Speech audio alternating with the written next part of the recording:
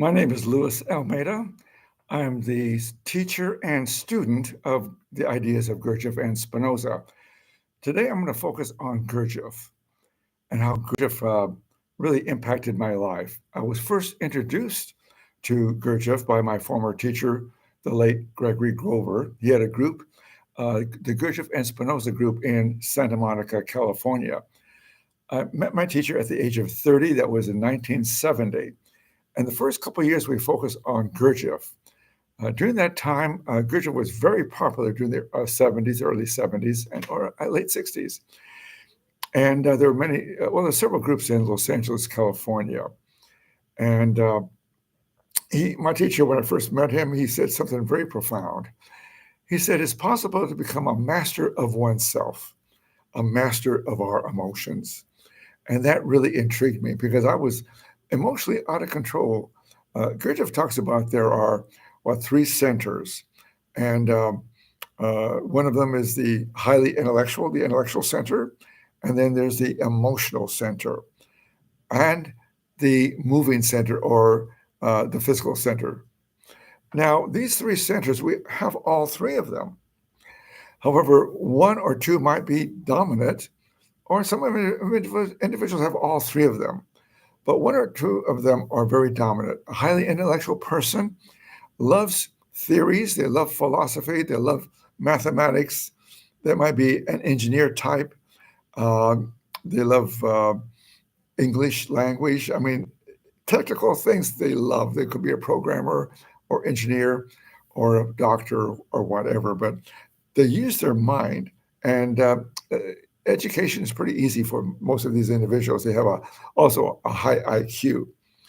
However, the problem with a highly intellectual person is that they don't like to get involved with emotional people. They avoid confrontation. And they found themselves being very uncomfortable with social gatherings. Now, the emotional individual is an individual who, of course, is emotional. And they lack intellectual focus. They're everywhere, and they communicate emotionally. They love to touch, they love to hug, and they love to talk. Then there's the individual who is in their moving center, and they might like to go to the gym. They love hiking. They love physical things, and they're kind of they're mostly might be a laborer or construction, a lot of physical work. Now I'm going to focus on all three of them, and but there are certain ideas that I want to communicate regarding Gurdjieff. Now, I focus only on the psychological part of Gurdjieff's work. I don't go into the enneagrams or the octaves.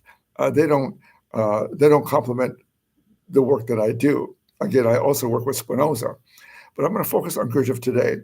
And this is the book I'm going to be focusing on. You'll find it on Amazon.com. If you go to my website, it'll take you directly there to Amazon.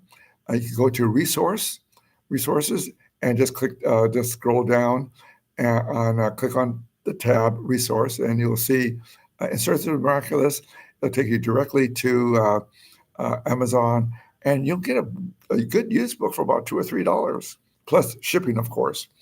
But these ideas in this book, and this book was written by Ouspensky, who was a great recorder.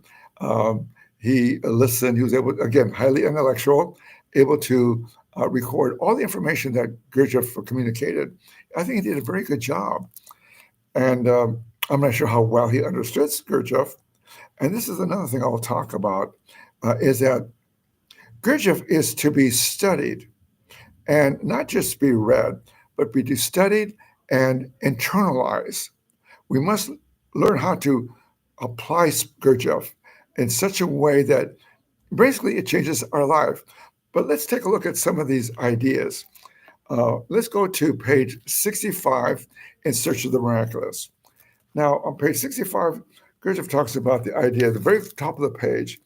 Now, it is chapter 4, but I'm just going to read certain parts that I think are so relevant to what I do. Again, I focus on the psychological part of Gurdjieff,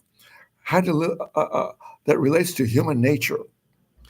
And again, I avoid the octaves, or the dancing. And I think, and Gurdjieff focused on the physical part of human nature. I'm going to focus on the mind, and the mind is what must be improved upon. The mind must be understood, or we must apply our mind to think. So there are two parts of the mind, the passive mind and the active mind. So we're going to be focusing how to activate the active thinking mind.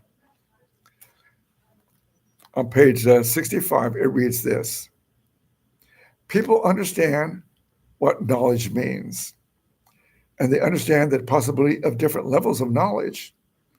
They understand that knowledge may be lesser or greater, that is to say, of one quality or of another quality, but they do not understand this in relation to being.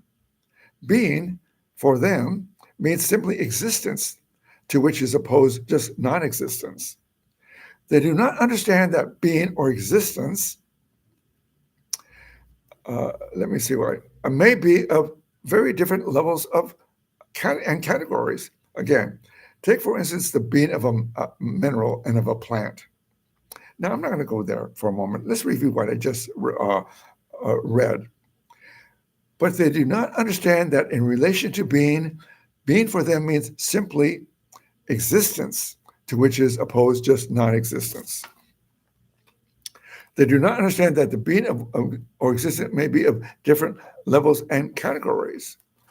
So what is Gurdjieff is talking about? So you might read this and say, oh, I understand what he's talking about. No, you don't. No, you don't. You think you do. See, the problem is you take in information on top of old information. And that is the difficulty. You can't utilize Gurdjieff's ideas until you begin to examine where you are. There's an old saying, you cannot put new wine in old bottles. What does that mean? The idea is that you cannot put new ideas in a mind that's full of association, ideas that are, say, in you, that you work with, that you agree with, that you already affirm and believe in. So you cannot take new ideas on top of that. You have to begin to see how you think. So let's start again. So this at the top of the page again. People understand what knowledge means, and they understand the possibility of different levels of knowledge. So let's take that for example. There are different types of knowledge. So knowledge is so important to Western society. You become a doctor, that's knowledge. You become a philosopher, knowledge. You can become a physician, a attorney, or a landscape artist, or a hairstylist. This is knowledge. However, and so knowledge is very functional. But there's a knowledge that has to do with the improvement of our understanding, the knowledge of what we might call it esoteric knowledge, or knowledge that helps us come to a state of enlightenment. So there are different levels of knowledge. However, knowledge by itself is not enough. You might read Gurdjieff, all his books, and it hasn't changed a thing, has it? Why? Because you haven't included the emotion of desire and love included in your knowledge. Desire and love, two emotions that are required to take in information. You must want that knowledge, you must believe in that knowledge, and that knowledge will become a part of your nature. Okay, the idea of knowledge. So there are abstract knowledge, so a knowledge that doesn't have an emotion of I want to understand this desperately becomes abstract knowledge. So Gurdjieff says this, that abstract knowledge is not enforceable, is not usable. It's very intellectual. And this is a problem with, I think, Gurdjieff groups today. There are Gurdjieff groups all over the world, a lot of them. And several things that Gurdjieff would say is that you must be involved in a group that has someone, a teacher or leader that has gone through the process of understanding his ideas. And he must communicate those ideas in a way that is possible to understand. All right. So what's the difference? What is the difference from knowledge, or say, what's the difference from being and knowledge? Let's read this again. People understand what knowledge means, and they understand the possibility of different levels of knowledge. They understand that knowledge may be lesser or greater, that is to say, of one quality or of another quality. But they do not understand this in relation to being. Now, that's what I want to talk about. Relate this in relationship to being. What is the being of the individual? What do you think he's talking about? What is the being? What does it mean, the being of the individual? Now, if you go on the next page, on page 66, he says this, very top of the page, probably third line from the top. Taken in itself, a man's being has many different sides. Taken in itself, a man's being has many different sides.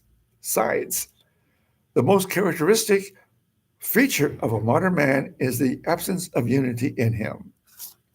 And further, the absence in him of even traces of those properties which he most likely likes to ascribe to himself. That is lucid consciousness, free will, a permanent ego or I, and the ability to do. It may surprise you if I say that the chief feature of a modern man's being, which explains everything else that is lacking in him, is sleep. Now here, Gurdjieff is talking about the being of the individual and the idea of sleep. But I'm going to read further, and this might clarify a little bit more about the being of the individual. I'm going to say this. The being of the individual is the character of the individual, is everything that you've accumulated knowledge-wise, mental and emotional and physical. All your beliefs, your attitudes, your habits, your patterns of behavior, your patterns of thinking. All this encompasses the being of the individual, your being. Let's look at the next paragraph. A modern man lives in sleep. In sleep, he is born, and in sleep, he dies. About sleep. Its significance and its role in life we'll speak later, but at present, just think of one thing. What knowledge can a sleeping man have? And if you think about it, and at the same time, remember that sleep is a chief feature of our being. Now, here's another topic. First of all, we talk about the knowledge, the difference between knowledge and being. And now, Gurdjieff is giving us more information about the being of an individual, but now he introduces the idea of sleep. What is the idea of sleep? Well, what is asleep? Who is asleep? Another thing that Gurdjieff talks about is the idea that we are kind of automatic, robotic beings. I would say that we are biological, automatic, robotic beings. We act robotically, automatically, without thinking. We don't have to think because we rely on our memory to solve problems. When you first learned how to drive a car, you were in fear, you were over conscious of what you're doing, but you were conscious, you were aware, you were awake, and you were focused. But now it's automatic. You sit in your car, you turn on the key, and you're off. You're not thinking about it. So you're not thinking. You're in a passive mode. So let's take a look at the next chapter. This is where Gurdjieff emphasizes the idea of the being of the individual. Exteriorly, man's being has many different sides: activity or passivity, truthfulness or a tendency to lie, sincerity or insincerity, courage, cowardice, self-control, irritability, egoism, readiness for self-sacrifice, vanity, conceit, laziness, morality, and so on. This makes up the being of the individual. But all this is entirely mechanical in man. If he lies, it means that he cannot stop lying. If he tells the truth, it means that he cannot help telling the truth, and so on. It is with everything. Now, look at this. Gurdjieff says this: if you tell the truth, you cannot help telling the truth. If you tell a lie, you cannot help telling a lie. What does this imply? It implies that we do not have free will. And this is what is going to trouble you. You believe that you have free will. Why? Because well, you can see your actions. Your desires take you. I want this, I want that, I want to go there, I want to say this, I don't want to say that. That is all predetermined and preconditioned. Your desires are stimulated. You are touched by your emotions, and now you act. We are aware of our desires and our reactions and our emotions to a good degree, no question. And that's what makes you believe you're awake. But you're conscious of your desires and that you have free will. But however, we are ignorant of the causes and how these desires determine our existence. Gurdjieff, and this is what I love about Gurdjieff, the part that has to do with the psychology of man. Again, all the other stuff I don't pay attention to. Why? Because it doesn't serve my purpose. My purpose is help you awake. And what is the awakened state is our true intelligence. What is the intelligence? Is our clear thinking mind. There are two aspects of the mind. Gurdjieff talks about active. Active is thinking clearly, coming to true ideas. I'll give you an example. 5 times 12 is 60. That is clear, that is true. Or the definition of a triangle. A definition of triangle is three interior angles equals to 2 right angles. Another one, a clear idea. When 2 lines are parallel to a third, they're parallel to one another. Very clear. I got these ideas from Spinoza. Now, when I met my teacher, I was a very emotional man. I'm still emotional. You can tell I express emotionally. But from my teacher, I learned how to tap into the mind, which I never thought that exists in me. I come from a family of 11 siblings, and I was number 9. All my siblings were smarter than I, and I felt like a failure. I felt such inferiority because of my lack of intelligence or intellectual capacities. My siblings had B's and A's in school. I had D's and F's, and I quit school. I actually dropped out. But when I met my teacher, I discovered the mind. Now, the brain is not the mind. The brain is the organ. The brain is an organ. It helps regulate all the systems of the body. The lymphatic system, the blood system, the electrical system, and so on. And it helps regulate the system with the gut and the spinal cord. And it's a storehouse of information. Everything even before your birth, you're picking up sounds, moods, emotions from your mom, your pregnant mom. You're in the womb, now you're delivered, and you start crying. And now the first thing you need is nourishment and comfort and safety. These are biological needs. There's no thinking involved. We are unfortunately not aware of our true intelligence, and that's what my work is how to break through your resistance. What is a resistance? To put in effort to become a student. And what is a student? A desire. You're dissatisfied with life. I'm not talking about an individual who's not employed. You must be employed. You must be operating in life, and you might be successful, but even though you're successful, you're dissatisfied. Why? Because there is something in you that needs to be fulfilled. It needs clarity. You want to come to your own self-approval, self-love. You're not totally dependent on others for love or for approval. You have your own. Gurdjieff talks about the I, the master of oneself, coming to I consciousness, a master of oneself. And that's what I want to focus on, is how to do that. And I have keys how to do that. So let's take a look at this for a moment. He says, so man's being consists of many different sides, activity or passivity. So the passive mind is the robotic thinking mind, which relies on memory. And that's the memory, the passive mind. The active thinking mind is learning about oneself, how to understand oneself. Not how, but what is required. Again, I use a journaling technique to help you look at yourself. And the journaling technique is that you need a ledger or a book uh, to help you write events that trigger your emotions. And you must look at your emotions, not just the field. You're sit down. I was watching a video today of someone teaching about Gurdjieff, and he was just sitting down, uh, uh, observing his body sensations. That's not enough. You must look at the way you are thinking, because how you're thinking triggers the emotions. And there are different emotions. I'll give you an example. You have this idea, say you're going on a date.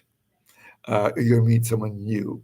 You met them online, and you're nervous. You're excited, but your date is say at 6 o'clock, and it takes about a half hour to get to where you want to go, and you're going to a coffee shop, and but you want to stop at the store to get maybe something, a few groceries, a few items, and you have experience with this grocery store, and you go in and out. Usually, but it takes about 5 minutes.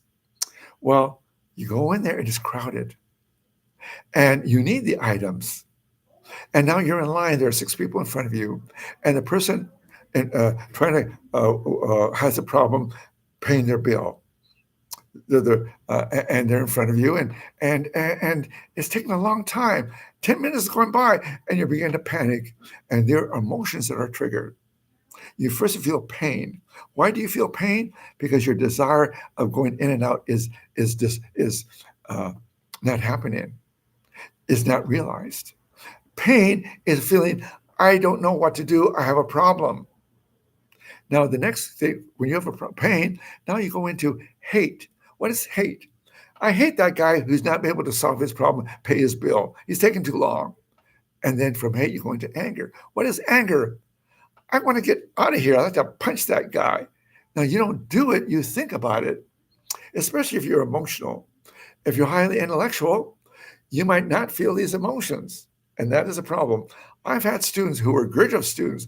Many of my students were Gurdjieff students, attended workshops or groups for a number of years. One of my students was involved with Gurdjieff for 40 years, studied himself for 20 years, and involved with many groups. He was living in Europe, he lived in England, and he even came to Los Angeles and attended a group. And he realized something about Gurdjieff groups is that it's all intellectual. They don't get to the emotions. And the key is an emotion. And one student I had, his name is Hugh, and he's from England.